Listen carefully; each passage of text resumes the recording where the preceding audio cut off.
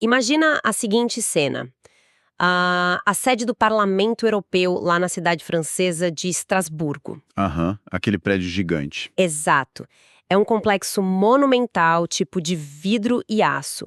E bem na frente você tem todas aquelas bandeiras dos países membros balançando ao vento. É a imagem perfeita de um continente hiperconectado. Com certeza. Um bloco econômico enorme. Isso, onde mercadorias, pessoas e trilhões de euros circulam o tempo todo quase sem barreiras. Hoje, para nossa sociedade, essa integração parece a coisa mais natural do mundo, né? É, a gente já se acostumou. Mas a verdade é que se a gente voltar o relógio lá para a chamada Alta Idade Média, entre os séculos 5 e 10, a realidade europeia era exatamente o oposto disso. O continente era um mosaico brutalmente fragmentado, isolado e super agrário. Muito isolado. Uma viagem curta já era um desafio absurdo. Nossa, sim, fazer 50 quilômetros era tipo uma odisseia.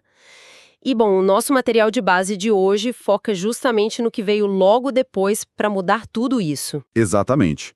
A gente vai focar na Baixa Idade Média, que vai ali do século XI ao século XV. E a missão desse nosso mergulho profundo de hoje é entender como uma série de inovações, que parecem muito simples, gerou um efeito dominó impressionante. Um efeito que mudou o mundo, basicamente. Mudou tudo. Implodiu o sistema feudal, criou as primeiras cidades com dinâmicas financeiras modernas, inventou a burguesia e, no fim das contas, colapsou numa das maiores crises da história humana. Certo. Vamos desempacotar isso, porque para quem está nos ouvindo hoje tem que ficar claro que não dá para falar de cidades vibrantes ou catedrais tocando o céu sem antes falar de Lama? lama e terra, a base de tudo. A Revolução Comercial Europeia começou lá nos campos dos feudos. Lendo o material, a primeira coisa que salta aos olhos é a mudança de uma ferramenta muito básica, que é o arado. Pois é, a tecnologia agrária era o grande motor daquela época. Por séculos, o pessoal usou o arado de madeira, que eles herdaram dos romanos. Que funcionava bem na Itália, né? Isso, funcionava perfeitamente no solo seco do Mediterrâneo. Mas era terrível para aquele solo pesado, úmido e cheio de argila do norte da Europa. Aí vem a grande virada, a introdução da charrua de ferro. Que não era só um arado de metal. Não mesmo. A charrua tinha uma lâmina assimétrica e rodas. O que isso fazia? Não só cortava a terra pesada, mas revirava tudo, trazendo os nutrientes lá do fundo para cima. E ainda criavam os sulcos que ajudavam a drenar a chuva, certo? Exato. Era uma engenharia fantástica para a época. Mas arrastar uma lâmina de ferro pesada na argila não é fácil. O material também fala dos arreios dos animais, né? Sim, essa é outra inovação crucial. Antes, a coleira de tração ficava no pescoço do boi ou do cavalo. O que basicamente sufocava o bicho se ele fizesse força. Exatamente. Eles não conseguiam usar a força total. Aí mudaram o ponto de tração para o peito e para os ombros dos animais. Mas de todos esses saltos, acho que o mais engenhoso é o rodízio trienal. Nossa, o rodízio trienal é muito inteligente. Para quem está acompanhando a gente, é tipo o gerenciamento de bateria de um celular. Ou, sei lá, um treino de academia onde você divide os grupos musculares. Boa analogia. É, tipo dia de perna, dia de braço e só depois o descanso, para não esgotar o corpo. E o que é fascinante aqui é como isso reconfigurou a biologia do solo. Antes, eles dividiam o campo no meio. Metade plantava, metade descansava. Ou seja, perdiam metade da capacidade todo ano. Pois é, um desperdício enorme. A sacada foi fatiar a terra em 3. Na primeira, trigo ou centeio. Na segunda, aveia ou leguminosas, tipo ervilhas, na primavera. E só a terceira parte ficava parada. E as ervilhas ainda jogavam nitrogênio de volta na terra. Exato. Funcionava como um fertilizante natural. O resultado é que a área produtiva explodiu sem destruir a terra. E gerou um boom populacional, né? Demais. Pense que a aveia alimentava cavalos mais fortes e as ervilhas davam proteína vegetal para os camponeses. Mais calorias significa menos mortalidade infantil. Os números das fontes são absurdos. São mesmo. No século VII, a Europa Ocidental tinha uns 15 milhões de pessoas. No século X, foi para 22 milhões. E no início do século XIV já passava dos 54 milhões. Caramba! 54 milhões. É. Pela primeira vez, a Europa gerou um excedente real de comida e de gente. Tiveram que desmatar florestas para fazer novas aldeias. Aí a matemática do trabalho muda, porque se tá sobrando comida, não precisa mais que todo mundo passe o dia inteiro capinando, né? Exatamente, começa a sobrar mão de obra. E esse pessoal começa a migrar, dando origem aos burgos, às cidades medievais. Mas espera aí, lendo as fontes, isso me deu um nó na cabeça. Os camponeses eram servos, certo? Sim, juridicamente presos à terra. Então, como que uma família de servos simplesmente arruma a mala, sai andando do feudo e vai morar num burgo? O senhor feudal não mandava caçar eles? Olha, essa é uma das grandes contradições jurídicas da época. Teoricamente, o senhor feudal tinha, sim, esse direito de buscar o servo, mas as cidades criaram um refúgio amparado por um costume novo. Ah, o famoso costume alemão. Isso. O princípio Stadtluft macht frei. O ar da cidade liberta. Uau! O ar da cidade liberta? A regra era a seguinte: se um servo fugisse e vivesse dentro dos muros de um burgo por 1 ano e 1 dia sem ser pego, ele rompia a servidão. Então, fugir para a cidade era basicamente um hack medieval para se livrar do chefe. Haha, um belo hack. Ele virava um homem livre pelas leis locais. E essas cidades também iam ficando cada vez mais independentes dos nobres, né? Comprando aquelas cartas de franquia. Isso mesmo. Eram documentos que garantiam que a cidade não devia mais impostos abusivos aos senhores feudais. E aí nasce a nossa famosa burguesia. Artesãos, professores, comerciantes. E a mudança de paradigma social foi sísmica. Antes, prestígio era linhagem de sangue e posse de terra. Nos burgos, passou a ser dinheiro e especialização. Relações sociais baseadas no capital. Exato. Eles até criaram as corporações de ofício, com mestres, jornaleiros e aprendizes, para tabelar preços e garantir qualidade. Mas, se você é um comerciante enriquecendo, você precisa viajar para vender. Só que viajar com um baú cheio de ouro pelas florestas medievais era pedir para ser roubado. Com certeza, o risco era gigantesco. E é aí que os nossos materiais mostram uma invenção genial: as letras de câmbio. É muito inteligente.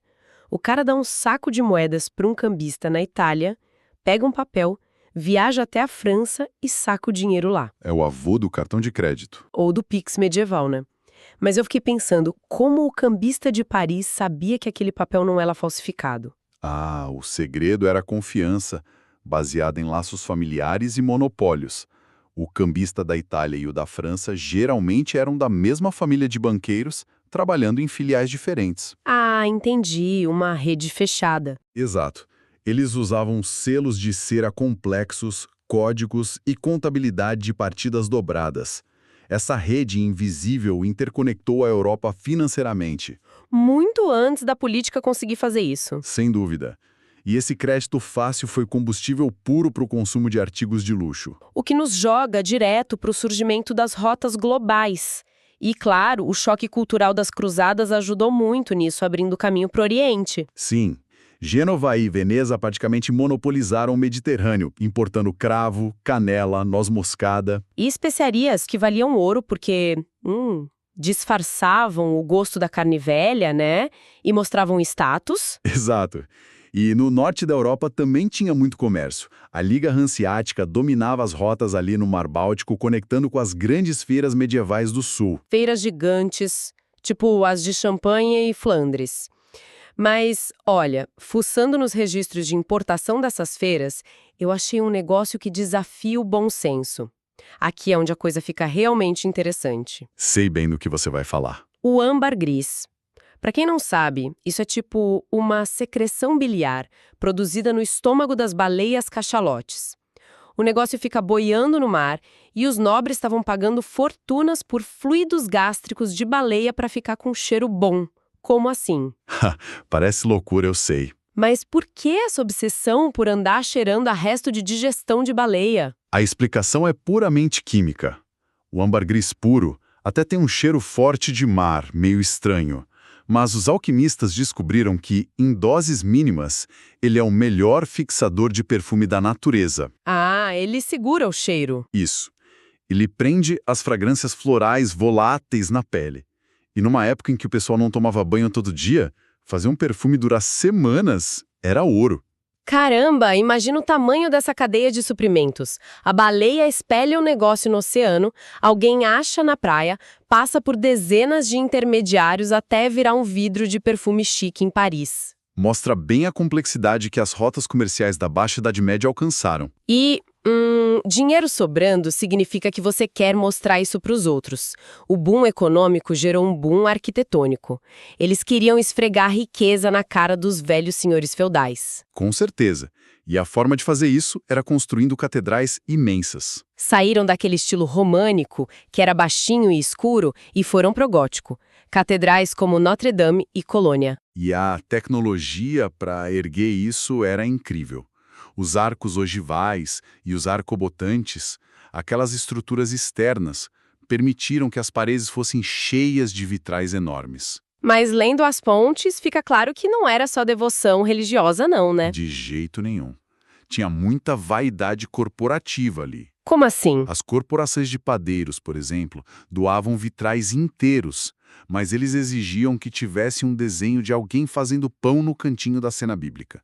Era puro marketing. Nossa, muito a corrida espacial dos bilionários modernos. Perfeita comparação. Hoje é o Elon Musk e o Jeff Bezos vendo quem lança o foguete mais alto. Naquela época, os comerciantes competiam para ver quem construía o arranha-céu de pedra mais alto para mostrar poder. E essa grana toda transbordou para a educação também. Durante séculos, saber ler era monopólio dos monges dos monastérios isolados. Mas o filho do burguês precisava aprender contabilidade e direito para os negócios da família. Exato. Foi aí que surgiram as primeiras escolas urbanas, que no século XIII viraram as universidades que a gente conhece, tipo Oxford e Paris. Isso abriu portas para um movimento como a escolástica, com Tomás de Aquino tentando unir filosofia grega e fé cristã, sem contar os símbolos de status absurdos, tipo os livros de hora cheios de folhas de ouro. Sim, parecia que a Europa ia crescer para sempre. Pareceu, porque não foi bem isso que aconteceu. As fontes mostram que a conta chegou no século XIV. Chegou, e chegou muito pesada. O sistema cresceu além do que a natureza aguentava.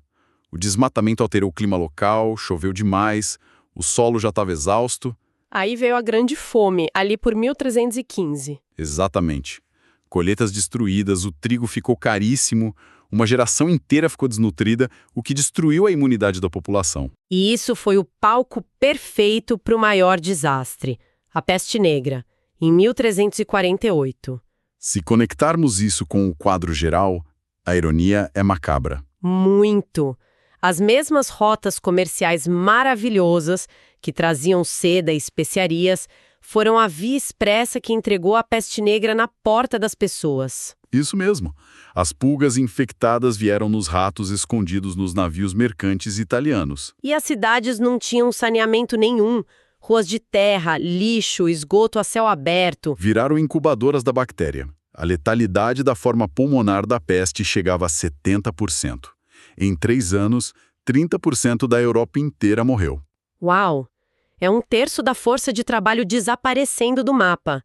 O que sobrou da economia feudal entrou em colapso, os camponeses que sobreviveram começaram a exigir salários maiores e os senhores feudais disseram não. Aí o continente afundou em sangue. Tivemos revoltas camponesas violentíssimas, como a Jaquerie na França. Castelos queimados, nobres mortos. O feudalismo simplesmente parou de funcionar. Parou porque quebrou o contrato social. O camponês trabalhava em troca de proteção, mas os senhores não conseguiram proteger ninguém da fome nem da peste, nem dos exércitos da Guerra dos 100 Anos. Então o modelo descentralizado faliu na Europa, e isso me leva a uma dúvida que o material responde de forma muito interessante.